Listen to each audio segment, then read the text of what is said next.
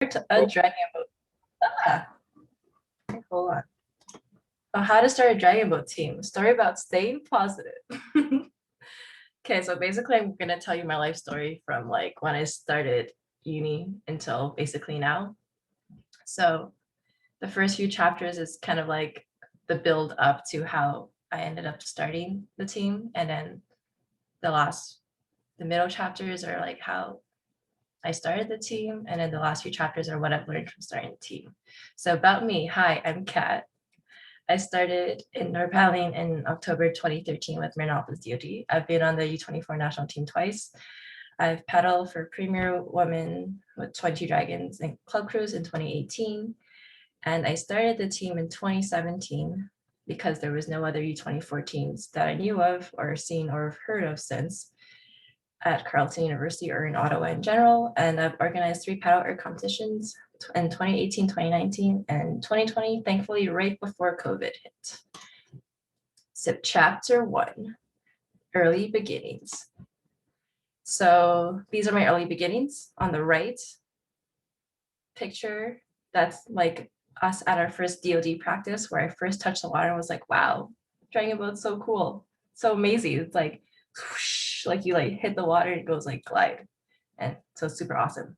So anyways, I started Marinopolis in 2013. So then I was at Quebec Cup collecting my participation points so I could make the team that year. And so I was basically running up and down the finish tower, posting results, and I was able to see some of the races from like the top of the tower, or the 3rd floor. I don't know, whatever. It's high, and I was like, "What is this competitive sport? It's so cool. I don't know what's going on, but it looks cool." So then I started paddling indoors in October, and I was on DOD for the 2 years I was at Mary. And from that, I ended up joining True Grit in the summer of 2015, right before leaving for university. And I'm continuing to paddle with them on and off and more on these days since I'm joining the practices on Saturdays. And so on the left, you see a little bit of evolution where I joined True Grit, and this is where we went to Tidworth. Yes, I think we're waiting for the ferry. So chapter 2, moving to Ottawa.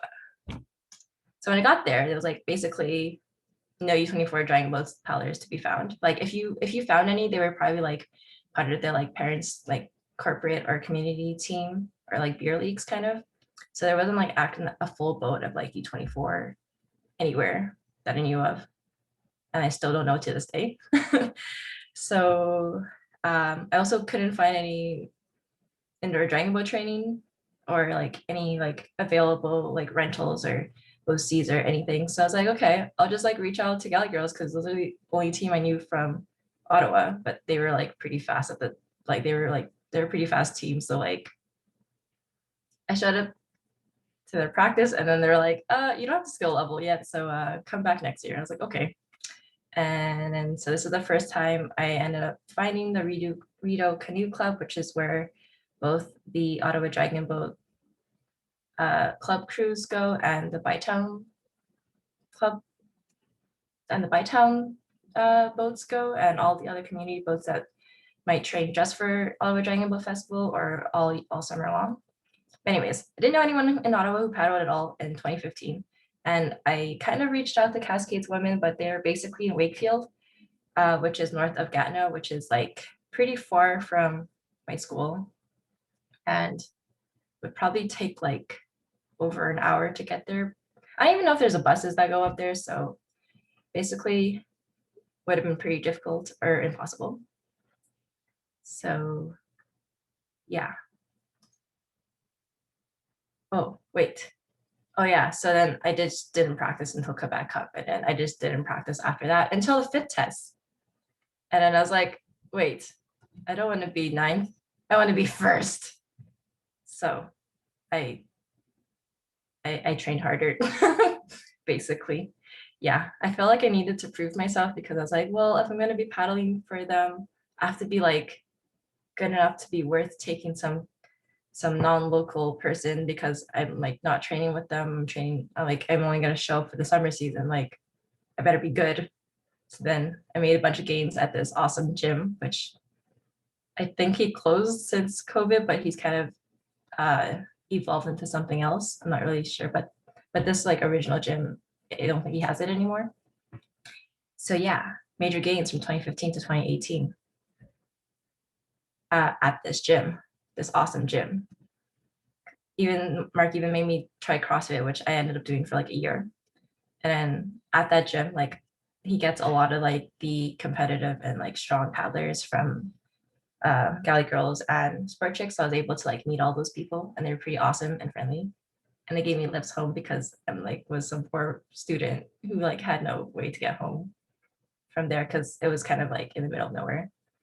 But anyways, yeah, so major gains, 330s in 2015 at the gym. And then the last time I paddled at that gym, because you know, all the paddle orgs are different. So I'm just taking stats from like the same ergs from the same gym. Got a 203 and 2 on 2018 for my 500 meter, which is never would have dreamed of, which is awesome. Yeah, so this all basically is leading towards my foundational work of creating team. So this is the slide I call data collection, because basically I was new to school, didn't know anyone, new to Ottawa, didn't know anyone, new to the dragon boat scene in Ottawa, didn't know anyone. So in my first 2 years, I was like, whatever, I'll just do like I've actually tried to make clubs in the past, like in high school and ran an office without success. I was like, forget that, it's too complicated to make club. I'm just gonna join clubs that are existing. So then I joined these clubs, and then I had some experience in like as an exec, like for else I was VP fundraising. For Sri, I was VP services, so like websites and merchandising. And then this is the big one where I was on this team for 3 years, 1 year as an exec and 1 year as a like the head co-captain person. So I had to do a lot of the admin stuff. So that's when I kind of like learned a lot about like how to get funding, club account, like club bank accounts, like and stuff like that. And then also I joined I joined swim team for like 2 months before I was like, this is too hard. And then I just quit. Well, I mean, I was also starting the club at the time, so I think I just had different priorities, and I eventually quit. But it was useful in finding out how competitive clubs work, because and how they have access to the varsity gym, because then that came into play later in me trying to find options for training for Dragon Boat. We didn't actually end up using any of the competitive club or varsity stuff, but it was good to like know about it and cross it off my list of stuff to check, I guess. So then this leads to expanding my network as well. Like I said before, at Mark's gym, I was able to like get in touch with more of the Dragon Boat community, and especially with Mark, because he's kind of, I think he's part of the board or something for the Ottawa Dragon Boat Festival. And he's the guy who calls the start for like a lot of their events, I think. So he was a good guy to know to learn things.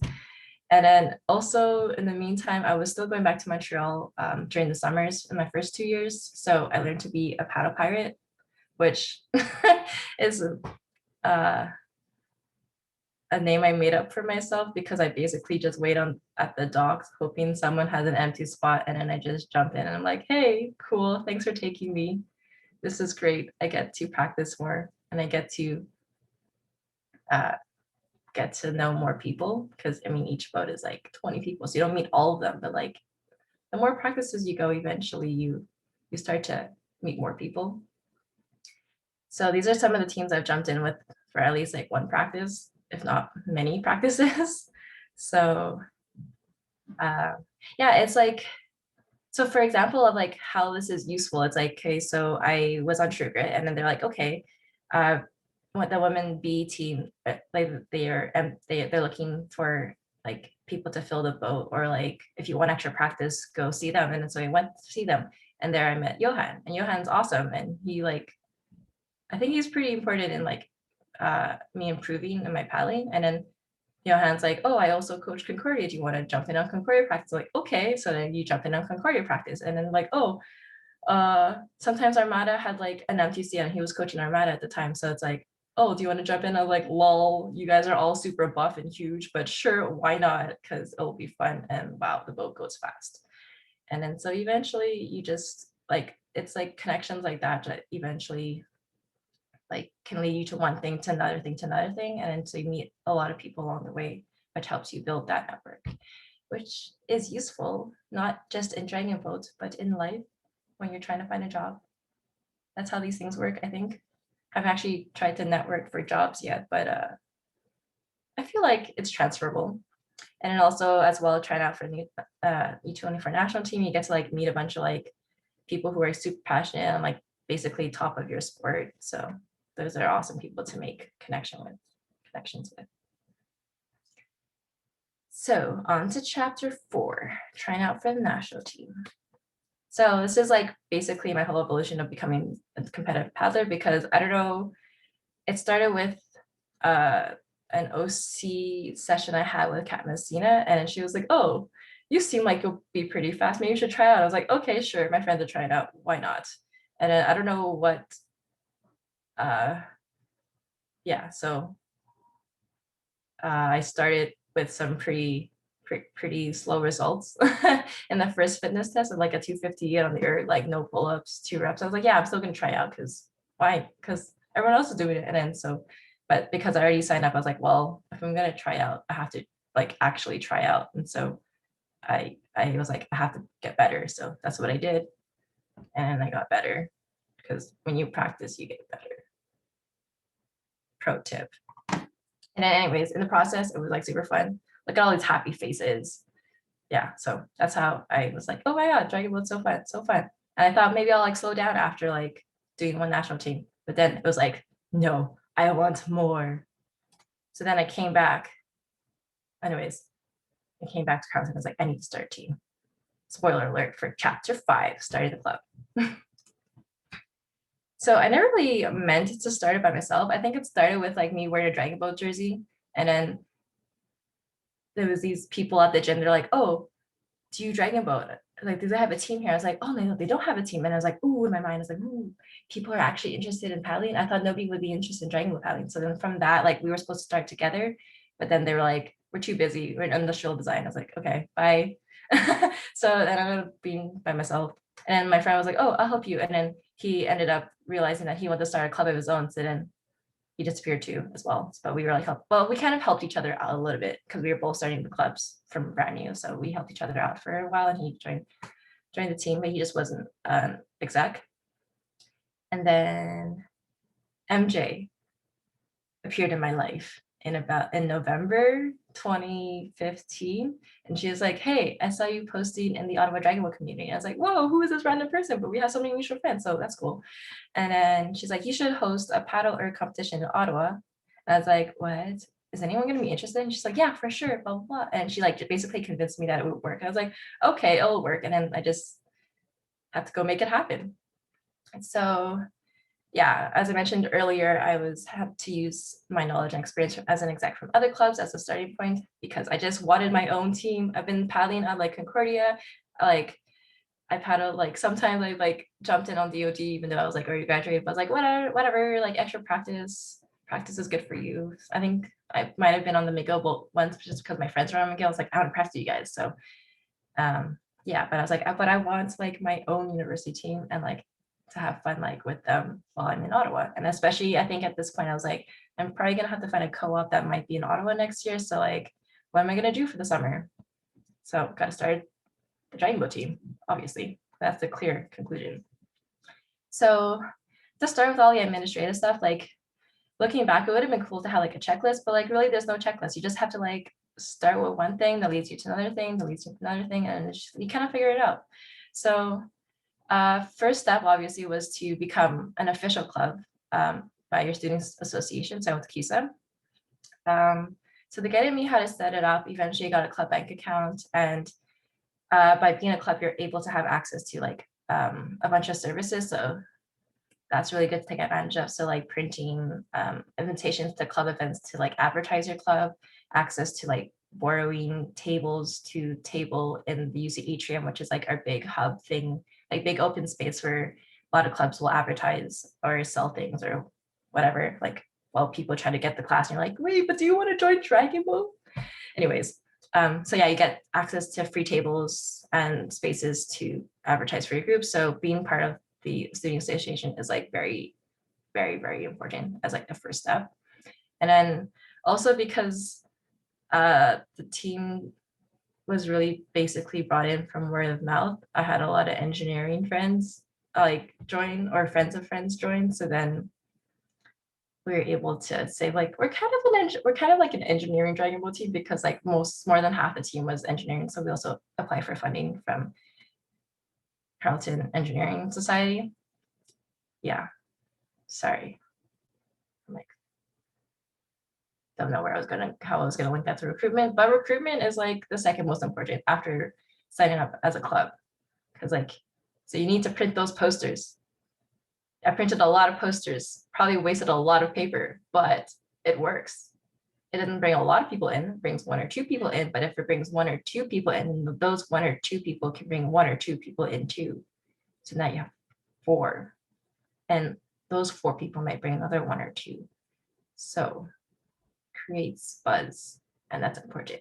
And the student association gave us free printing, so take advantage. And then basically I was just like on Facebook all the time. That's why I couldn't delete my Facebook, and I've never been able to delete my Facebook at all. And at the beginning, I was like very unsure of a lot of things. So like, when do I host? What should I host practice? Who's interested in indoor paddling? Who's interested in outdoor paddling? Like, who's interested in ice dragon boat? Like all those things. Like are people gonna be interested? And so like, instead of like thinking about it, you just put out a poll. You're like, do you want to do this? And then you see what happens. And then you get everyone's emails, and you go ask, and then you go ask them like, so you're actually interested, right? So this is what to do next, kind of thing. So Google Forms are your friend. I don't know if Facebook is as used as much these days, because apparently young people don't use Facebook anymore, but that was my main means of communication. I don't know what the new thing is now, but that's what I used. And then tabling and club events are like super important.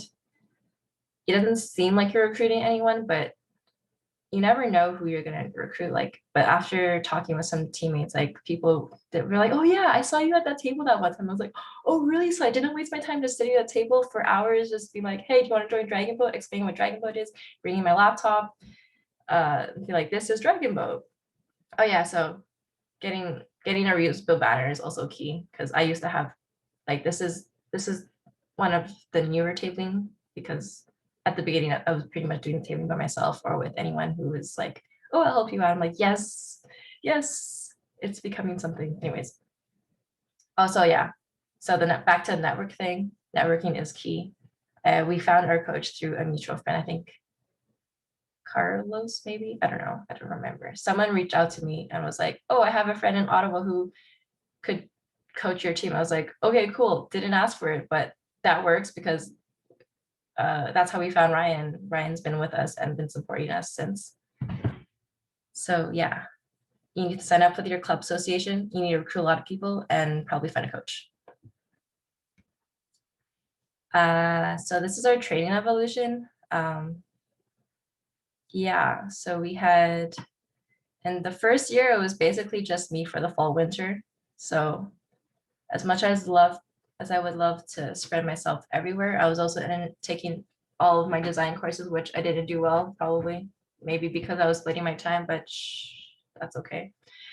So yeah, I pretty much had to rely on myself for practices. So like, if I couldn't go, then there would be no practice. So most of the time I just tried to make it happen. So I basically started with free circuit training in the hallway of like athletics.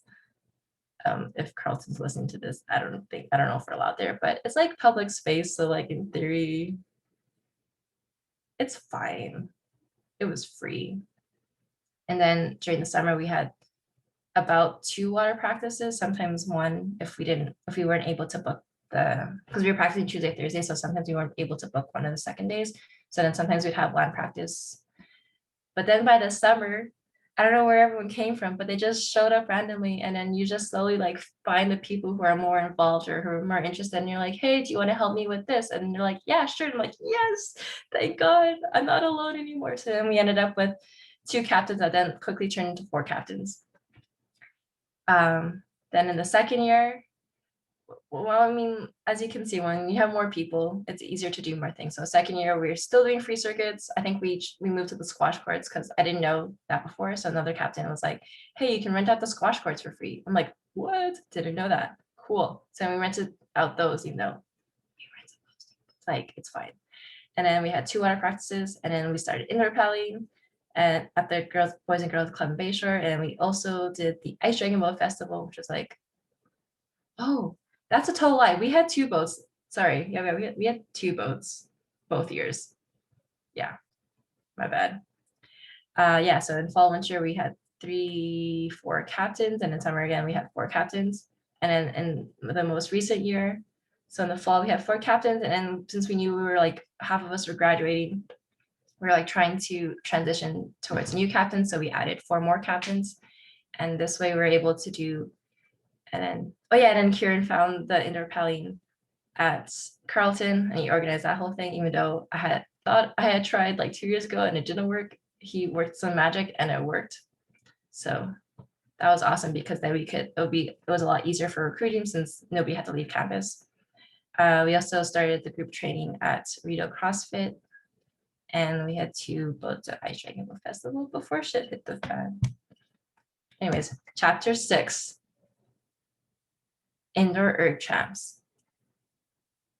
So, yeah. So, yeah. As I mentioned earlier, MJ reached out to me about it in 2017. So this was basically kind of like a side project to the club because I was kind of running it like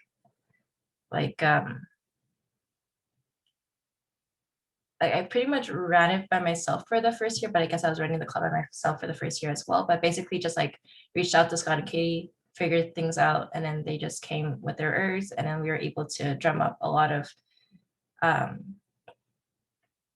guess participation through True Grit pretty much. And then we were also able to expose the club to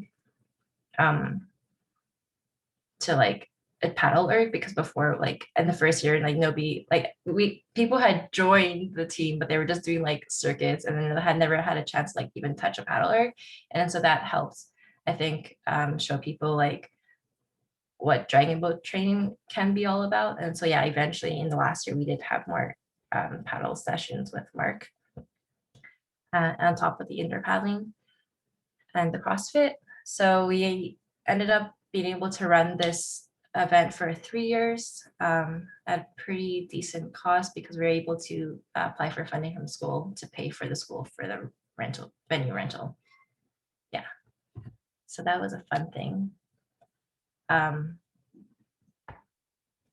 So here are a bunch of things I ran into when organizing school events. So it's kind of like how to start a club, and then subcategory organizing school event, because sometimes you need to have events for your club. So yeah, this is our first sketchy poster. I don't know if you see Mushu at the bottom, but it's a funny meme. I don't know where I found it, but yeah. So we definitely upgraded since then for the plastic banner that doesn't like crumple in your backpack. So for starting this whole thing, I had to like look at so many venues, and there's like so many things that are so expensive. Like some of them, like the gyms, you have to rent by hour. The bigger the space, the more expensive. Like the auditorium was like pretty expensive, but I thought that would be the best venue because I thought we needed a big space. But it turns out you only really need a little bit of like space at the front of the classroom, plus a bunch of seating, or you don't even need the seating. Like the seating, like it's just there. And so you don't need to like rent chairs or anything because it's already like in the auditorium or the lecture hall. So we ended up renting one of the engineering lecture halls for a pretty reasonable price. It was like 300 or 400 compared to like the 800, I think, for the auditorium. And we were able to host it for like the it was a fixed fee for like the whole day. So we were able. So that was good. Yeah, and it turns out that there's like a bunch of different like space booking organizations at my school, so I have to figure out that. And yeah, so yeah, this is a picture of me tabling in the UC atrium, as I mentioned before. But basically, I think in the first year and even the years to follow, I just like made True Grit come. I was like, guys, come race each other in Ottawa. And then it like kind of like helps inspire like the club in Carleton to be like, oh, we gotta like go and like represent our school since like we're on her home turf. And I don't know. I think it was a good competition. Able to like stay competitive during the winter. Okay, chapter 7, season 1, how it started. So had like basically the only mission I had was to have fun. So when I started organizing the season, I was like, okay, well, competitions are expensive, so we'll just do one. We'll just do the RIDEAU Canoe Club. It's local. It has a bunch of different distances, so it should be fun. It's like a fun, and it's in August, so we'll be able to train from May all the way until August and like be ready for that. So so I was like, okay, so normally every team I've been on, we've always had 2 practices a week, but when I came here, they're like, oh, like most teams only practice once a week. I was like, why? But okay, cool. But like most community teams, I guess, like more recreational crews will practice once a week, and then sport crews will practice twice a week. I was like, well, we're gonna practice twice a week, even though the mission is to have fun. But because you're new, I feel like it's super important to get in those beginner hours. So yeah, I was like, okay, we're just gonna book practices and then I'll just pay for them, because so we have to reserve them, and then eventually people would just join the team, even though at the time I didn't have anyone like with season fees yet. So but it all worked out, because in the kind of like faded background, that's like our first practices where I was like, wow, so many people showed up. This is amazing. And so I was like making everyone introduce themselves. And they're all fetuses. Oh, and then, yeah, we didn't even have, and then the plan was like not even to get jerseys. Like, yeah, we don't need jerseys because jerseys are expensive. So like whatever, they'll have to deal because they only have one competition anyways. And so yeah, it was going to be a pretty like low key season. I was just going to use that season to build on for next season. But then when the members showed up, they were like, we want more. So then we ended up being invited to compete at the Ottawa Dragon Festival, and they placed 3rd place in the 200-meter H final.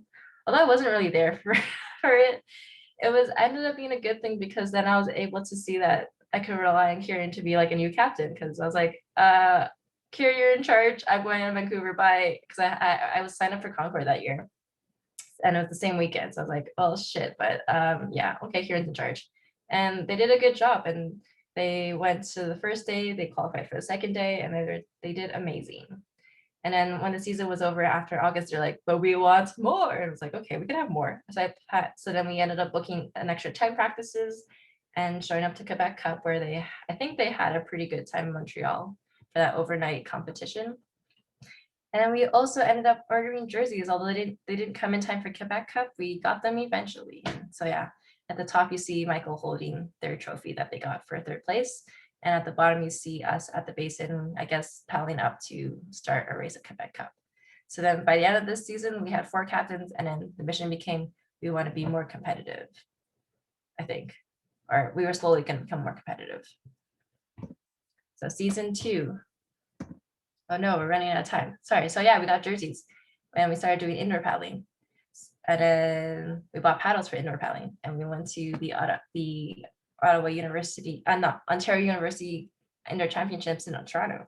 So that's me competing at Ryerson. Yeah, that was super fun. That was a good time. Would recommend if it comes back.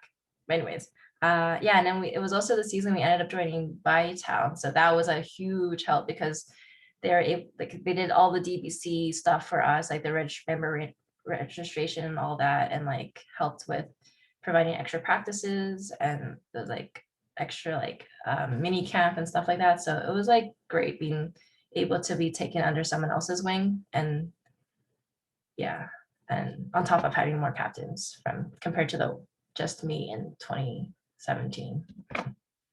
So yeah, and that led into the awesome summer of going to nationals, and we did a bunch of competitions, and we went, and it was great, and we had SETA, and then we won the best membership engagement by CUSA, because yeah, we're the best. But yeah, at the bottom right, we also won Quebec Cup because I mean, we won Triple Crown because we went to Montreal Challenge and Quebec Cup, where most student teams only go to Montreal Challenge. So actually, no, forget that. But we won Triple Crown. We got the most points. And then so that led into fall, winter 2019. We had so much momentum. It was gonna be so great until COVID. We had like a bunch of new members. We went to retreat. We had our first retreat, winter retreat. We had started CrossFit. We had indoor paddling that started at the Girls and Boys Club in Bayshore that ended up coming to Carleton on our home turf. And we had our third paddle erg competition. And we also competed again at the Ice Dragon Boat Festival. And I was like, oh, so good, so good. And then, so yeah, so that's pretty much where I ended, because after this, I pretty much handed it over to the new captains as I graduated. Yeah, so chapter 9, the nitty gritty. I swear I'm gonna try to speed it up, I'm sorry. So yeah, important guidelines. Starting club up with your student association. Recruit.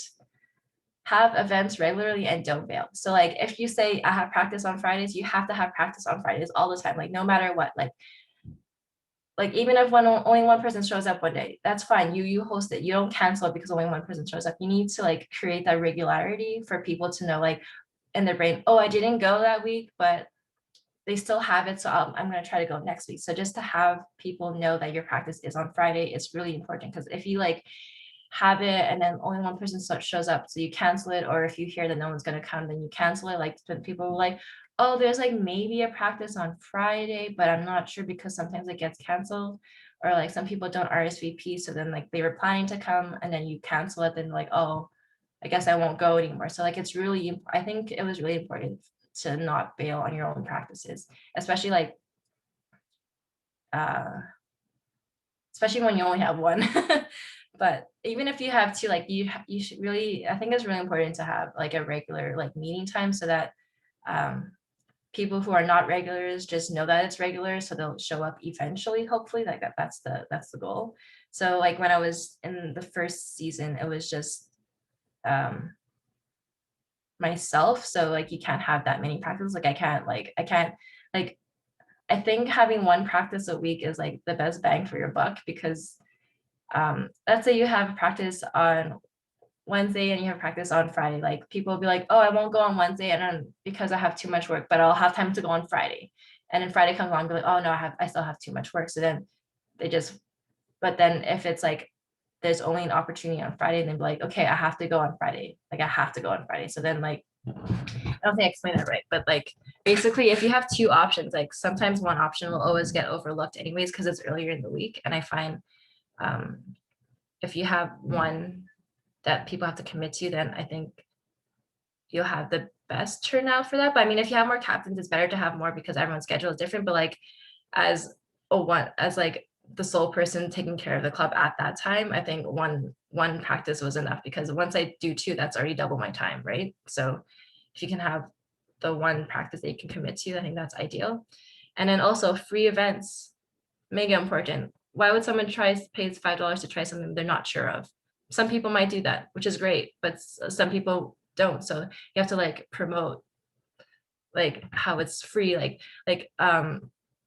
especially like if you have like, especially in Dragon Boat, I think this is easy because you have maybe 20 people in your main core of group. 20 people are already paid, but then one person is like out of town that week, so then they might not show up. So then you can fill that spot with someone else who might become a regular, and then the seat is already paid for, so you might as well just give it to them. Like, I mean, you can start if it becomes too popular, then yeah, maybe you can start charging like a small fee, just that so you can be able to use that money to put it towards other things. But like in the beginning, free is very important, I think, to getting people out and stuff. Another important point is networking and connections. So be open, send all your good vibes around you, say hello to people, be friendly. It's very contagious. So if you're nice, then people will hopefully be nice towards you as well. So then you can like build connections, and then you don't know when they might need your help or you might need their help. So like always like send good vibes. Also stay on top of things. So like if you have an event on a certain week and you think you should advertise for a week, and then get posters a week before that. So then you have to like make sure like for an event you want to plan, you have to think of all the steps that need to lead up to that have like a certain time frame. So, and then scheduling, which is similar to the have events regularly or have practices regularly, don't fail. And or in the short term, and in the long term, it's like, oh, I need to register for Ottawa Dragon Boat Festival. Oh, you have to check when their registration opens. So their registration might open in October, even though there's competition in June. Same with like other competitions, like competition might be in June, but early registration opens in May. So you have to like really keep track of that and make sure you get as many early bird prices as possible to save money to get other things.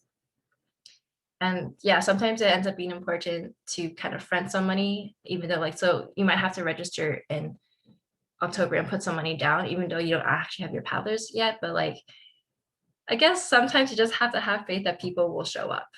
And then, so at the beginning, I was fronting my own money, but I've eventually, as the club evolved, we always kind of had some kind of float of money. I didn't really deal with money, but I'm assuming we had some kind of float of money that we were able to use to register for things for future events. Okay, tips and tricks. Yeah, apply for funding as much as possible. All kinds of funding. Does it like just go to your school, find all the funding. Like we applied for engineering stuff, we applied for students activities funds, like everything. Like just anything you can find, apply for it, make your case, get the money. That's the easiest way to get the most amount of money. Like bake sales, like they don't really make much money. Like or unless we didn't really do many bake sales, but like I used to do bake sales. I don't find they make that much money, especially it's hard at Carleton, I think, or maybe it's school by school. Sometimes you can ask or talk to event coordinators and be like, hey, like we have a whole crew of like students, we're a new team, like they're poor. Do you think we can work some kind of deal out where like we give you labor and you give us registration? And they're like, sometimes they'll be like, yeah, yes, sometimes they'll be no, like you just asking is free, right? So, and also with the Dragon Boat crew, you could be like, I can provide 20 people to you, 20 young, strong, 24-year-olds. Like they sometimes some events need the extra hand. So giving you registration can be feasible. You just have to like figure out with them. I find it's better to include competitions in the season fees because then they'll be more inclined to go. They won't be like, oh, if I skip this competition, I can save $20 here and I'll go to that competition, then blah, blah, blah. Like just like lump sum it, like be transparent, like say, oh, this money, like it costs this much to go to this, costs this much for practices, it costs this much for coaching, blah, blah, blah. Like be transparent, like that's fine.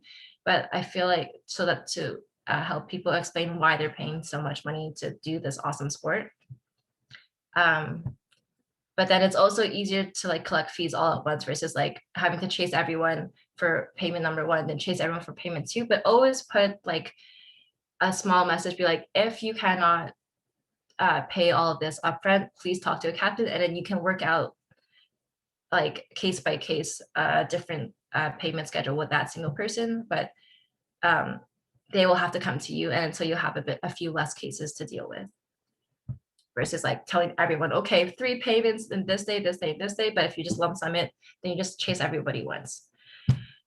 Use your network, plan ahead, I'll stick to your schedule, be flexible. Yeah, so try to like gauge on like what people are interested in and then like adapt towards that.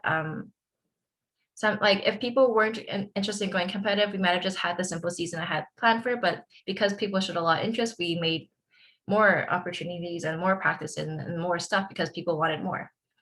And building relationship with all your members is super important because then this way you're able to like see, oh, this person's like more involved, like maybe they want a little bit more, so you can give them a little bit more of leadership position and release one thing off your plate. So like you could be like, oh, hey, Riley, do you want to go like run all of our our circuits? And then he's like, okay. And then so he just like, or you don't actually start like that. You start like, Riley, do you want to start running this practice? And like, okay, so that's one. And I'm like, oh, Riley, do you want to run it again this week? And I'm like, okay, that was fun last week, I'll do it again. And like, so then eventually by like kind of giving out a little bit of roles, you can kind of see if they're taking interest in it, if they're good at it, and like if what they're better at and like stuff like that. And it also relieves you from having to do everything yourself, and then you have more time to be like go to the bank and like set up your bank account and like or go do registration, like stuff that like they can't necessarily do until they're actual execs. So like that's really important to like.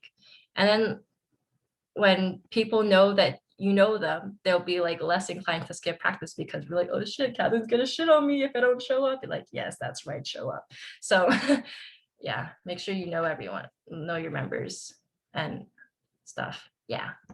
So conclusion, sorry, I'm like 10 minutes over. So I think it comes down to 3 core ingredients to start a club: determination, energy, and passion. So I really, really, really wanted to do it. I put all my energy into it, and I was determined to make it happen. Bam, 3 things to start a club. And everything is connected. Oh, here's all of these things that, here are a bunch of quotes. You have the ability to set your mind to something and make it happen. You don't know everything before starting, so you just have to start somewhere. You start somewhere, it leads to something else. Nobody has all the answers. Everyone's just pretending to know what they're doing, right? Until you do know what you're doing, and then it just becomes solidified that you don't. Like fake it till you make it, because everyone's pretending anyways. One step at a time. So start with something small, and then once you finish that, you might lead to something else. Like, oh, I need to do that. So like for example, I was like planning practices. So it's like, okay, oh, but now I need money. Okay, so I need to start a bank account. Okay, stuff like that. Learn from all your experiences, good and bad. They all build you to become who you are, to help you become who you are. Stay flexible and open to change. So I don't be like, I need to stick to this, and like stuff like that. Just like be flexible, like be ready for anything. And you are the main character of your life, so you control everything that happens. So yeah, thanks for listening. I have a whole thingy if you want an inspirational paragraph, but I'm not going to read it because yeah, it's too long. Yeah, any thoughts, questions, comments? That's a lot of talking and very fast, so I'm sorry. But yeah, I hope it was interesting. So basically, to start anything, you just have to keep going with a positive attitude, positive mental attitude. Yeah. And like people who just like you might start alone, but like people show up. People will show up. Also, it's 11:18. Yeah. So I guess we'll figure it out. What was that award that your club got? They got best membership engagement. So we have the most active members. So you were the biggest club? I think we had the most active members too. I don't know for the biggest club. I don't even know how those awards work. I wasn't even there. Well, if you have the most members, doesn't that mean you're the biggest? No, not the most members, the most active members. Well, or maybe we're the best at getting members active. You're still recording? Yeah. Oh. Yeah, I should ask Kieran. Yeah, that's what I was thinking. Maybe it's ratio, but like I don't even know how to get a ratio. I think it was a nomination form, and you nominate yourself and you say why you deserve that award, and then they just decide who gets it. I don't think ratio makes sense though, because if you only have one member, then you have 100%, and it's unbeatable. Maybe it's the amount of people who sign up initially and who stuck around for the entire term. Academic? Probably. But then you could say that you're the biggest, you're the club with the most active members.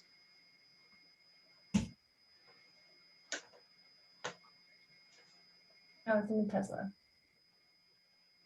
On my side. Because honestly, the Dragon Boat Club in Waterloo, I think in terms of like student clubs, it may be the second biggest club next to Muay Thai. Muay Thai. Cool. Yeah. Well, if there's no more questions, I guess it's time for a workout. I'm going to stop recording then.